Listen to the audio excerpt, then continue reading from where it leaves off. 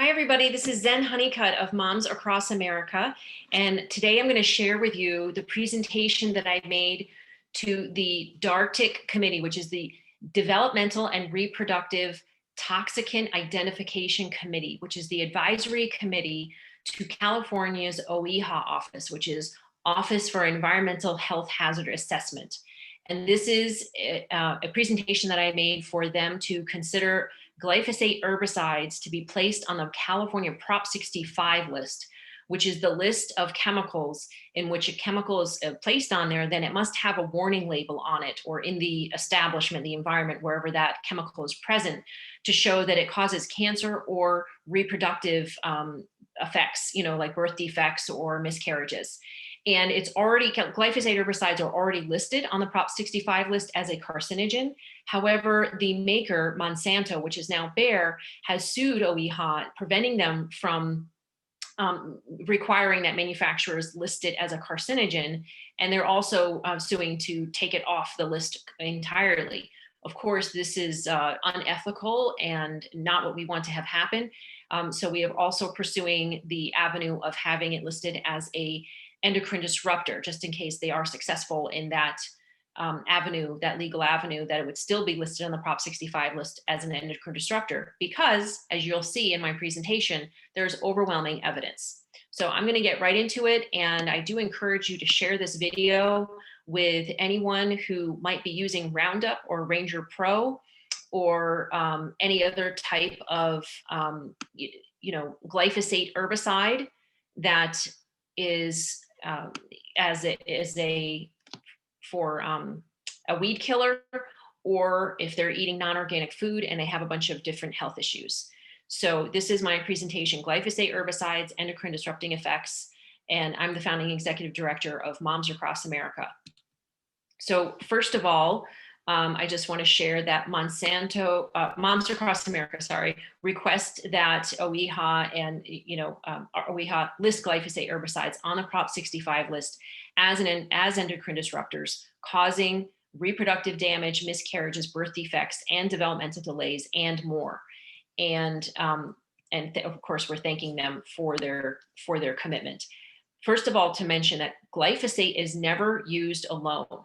Therefore, we request that OEHA or anybody that you're showing this presentation to review studies that include the glyphosate full formulation, the full herbicide formulation, not just glyphosate alone, because that one chemical ingredient in Roundup and Ranger Pro and other glyphosate-based herbicides is not the most toxic. The full formulation is anywhere from 10 to 1,000 times more toxic.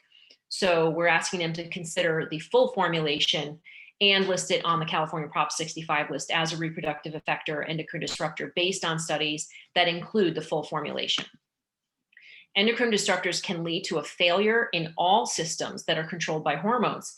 And so what we're talking about is not just the reproductive organs, but the brain, the pituitary glands, the hypothalamus, the thyroid, the heart, the thymus, the adrenal glands, kidneys, pancreas, and the reproductive organs. And all of these different organs, a failure in the function of those organs can lead to diabetes, kidney disease, hypertension, obesity, osteoporosis, Cushing's syndrome, hypo and hyperthyroidism, infertility, birth defects, erectile dysfunction, cancer, breast cancer, prostate, liver, brain, thyroid, non-Hodgkin's lymphoma, sexual development problems, neurological disorders, learning disabilities. How many get 1 out of 6 children now have a learning disability?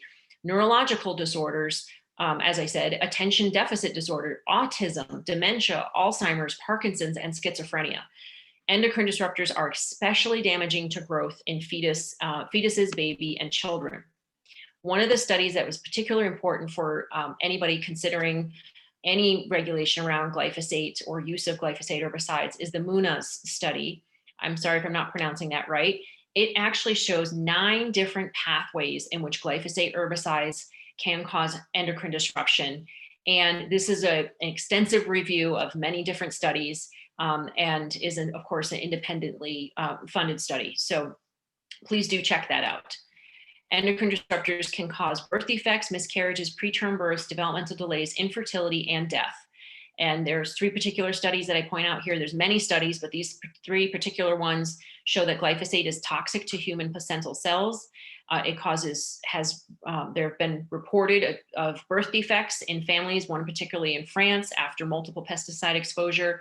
And these were multiple cases of birth defects, and the main herbicide was glyphosate-based herbicides. Now, there have been many other reports, particularly Argentina and Washington State in the United States, where glyphosate was heavily sprayed. In Washington, it was around orchards.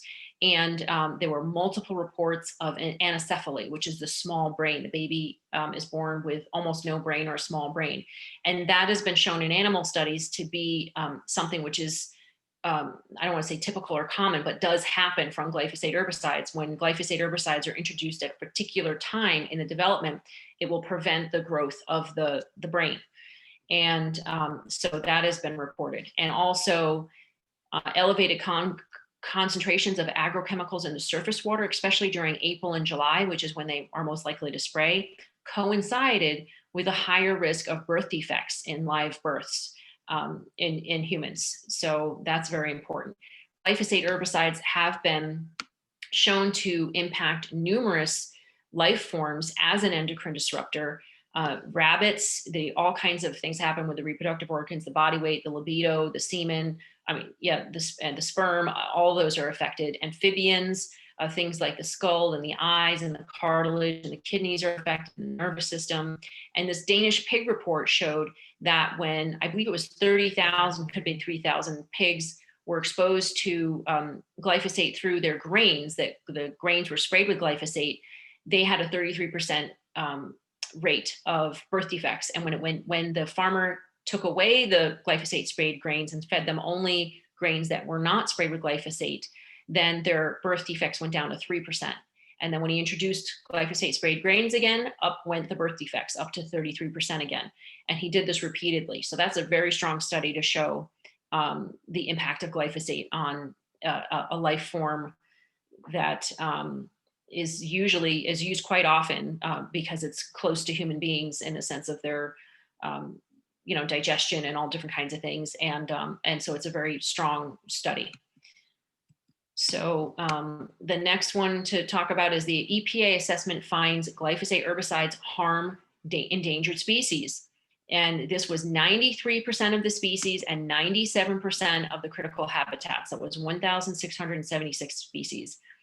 The EPA just this past week found that formulated glyphosate is moderately to highly toxic to fish, highly to very highly toxic to aquatic invertebrates, moderately toxic to mammals, and slightly toxic to birds on an acute exposure basis. And one of the primary ways that glyphosate herbicides harm endangered species is by endocrine disruption. Glyphosate herbicides are often sprayed as a drying agent on wheat, grain, and legume crops like chickpeas and beans and peas. And this affects farmers. And in Canada, the farm women that were studied revealed that preconception exposure to glyphosate-based herbicides were associated with a moderate risk and the rise of early abortion. So of course, this is tragic and something we desperately want to avoid. And a new study that just came out today shows an epigenetic effects of increased disease in third and fourth generations. And this was, this was through the male animal subject. I believe it was rats.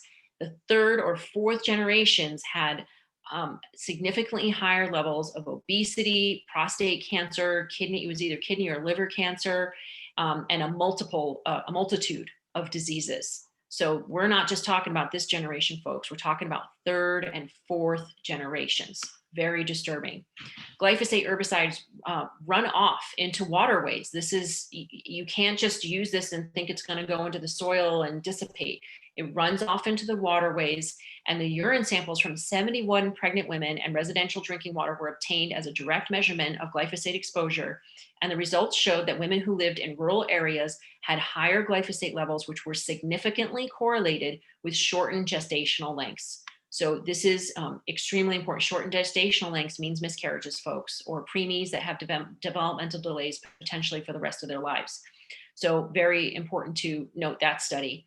Glyphosate has also been detected in human breast milk, dairy, eggs, and thousands of US food samples. Basically, if you're not eating organic, then you are probably exposing yourself to glyphosate with every bite, especially wheat, peas, beans, grains, and oats, things like that.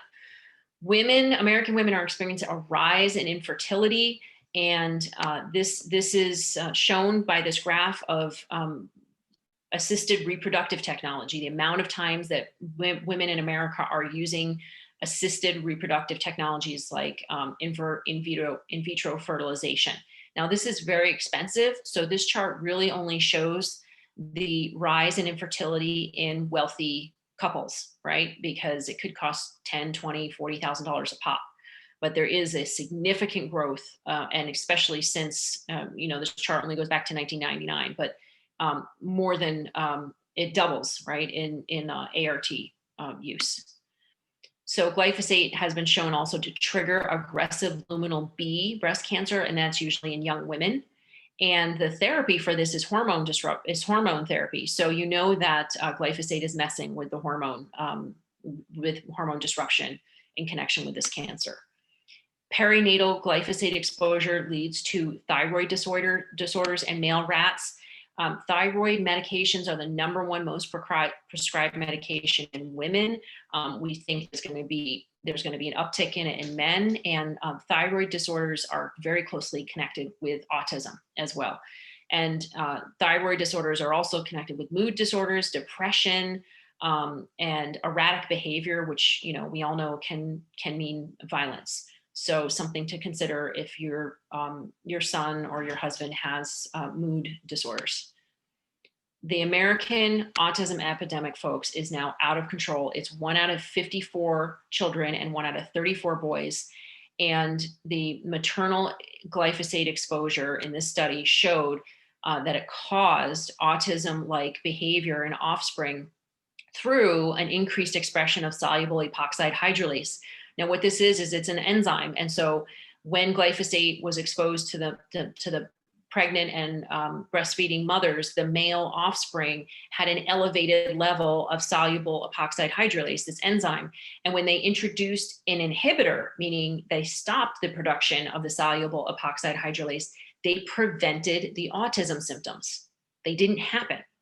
So this shows a causal effect, and is really important information for people with children with autism that want to prevent it or stop the symptoms from happening.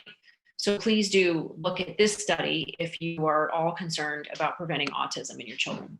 Now, the massage study showed that liver functional dysfunction resulting from the chronic ultra-low dose of glyphosate exposure. This means it caused non-alcoholic fatty liver disease, and with an ultra-low dose of Roundup herbicide consistently over time, which is what we human beings are exposed to. Low doses over a long period of time, sometimes high doses, but over a long period of time in the bites of our food throughout our lives. And unfortunately, again, glyphosate's been detected in thousands of food samples. 1 out of 4 Canadians, and they use a lot more glyphosate up there, folks, because they're a big grain growing country. 1 out of 4 Canadians now have liver disease, and 30 million Americans have liver disease, and that's 10% of our children. It's 1 out of 8 people, by the way. 10% of our children, and some of them as young as 8 years old, have liver disease. This is primarily coming from glyphosate herbicides. Thanks, Monsanto. Yeah, no thanks. So this is the completion of my presentation. There are numerous studies to review. They're all available on momsacrossamerica.org. And I just want to acknowledge, the people that gathered this information, that took the time and their energy and resources to create the studies, the independent studies, and that have supported Moms Across America over the past 8 years that we've been focused on this issue. Now, to conclude, I'd like to say that we were very happy with the results. There were 4 Bayer representatives that spoke in hoping that they would put glyphosate as a low or no, for no consideration of Prop 65. And I was pretty much the only one that spoke up for high, consideration. There was one other person from the Natural Resources Defense Council, but she didn't really give reasons. She just said, I expressed support for putting it on the Prop 65 list. I gave a whole bunch of reasons, as I just showed you, and also just a few of the scientists showed to be very informed about this, and they knew about the studies. For instance, the autism study and the birth defects and the brain impact and the liver and kidney and all that stuff. They were very well informed. So I'm very hopeful because they voted to rate it as a high priority and advisory, and in advising the Office of Environmental Health Hazard to place it on the props, to consider it, to place it on the Prop 65 list. So yay, we got the best possible outcome.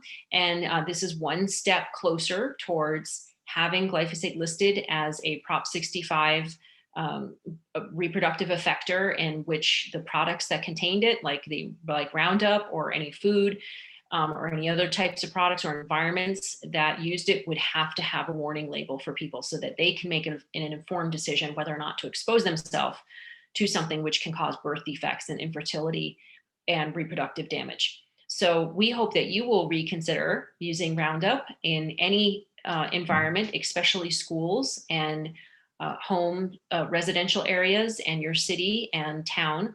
And we hope that you will consider that our babies and the development of our babies, our fetuses, are sacred, and that we can never replace the loss of a life of our children, and that doing anything you possibly can to prevent harm to our babies and children would be heroic and incredibly impactful to the entire future of our country and our world. Because think about it, what about the two guys that created Google, or the one person who led creating iPhones, right? Like the inventions that our children could create could alter the future of the world, and impact and create relationships and love and families that can never be replaced. So your work to prevent any harm to our babies and the future generations and wildlife is one of the most important things you can do. So thank you so much for watching this video. I appreciate your time. Please do continue to support Moms Across America, share this information. And without support from people like you, we can't do this work. And so we really, truly appreciate your support. Please go to momsacrossamerica.org and donate when you can. We're a 501c3 nonprofit. Offer to volunteer or just continue to share this work. Thank you so much for your time.